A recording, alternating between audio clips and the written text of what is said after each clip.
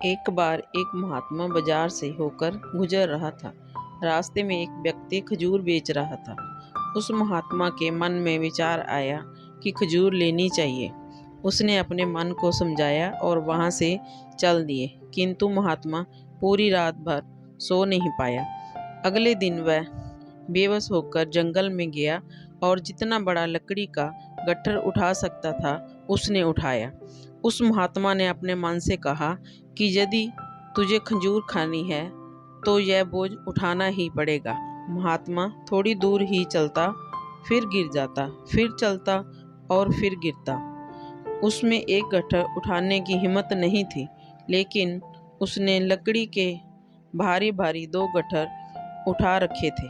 2-2.5 मील की यात्रा पूरी करके वह शहर पहुंचा और उन लकड़ियों को बेचकर जो पैसे मिले उससे खजूर खरीदने के लिए जंगल में चल दिया।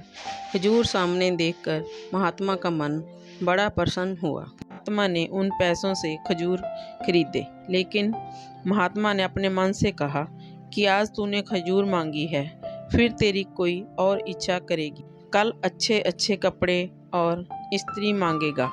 अगर स्त्री आई तो बाल बच्चे भी होंगे, तब तो मैं पूरी तरह से तेरा गुलाम ही हो जाऊंगा।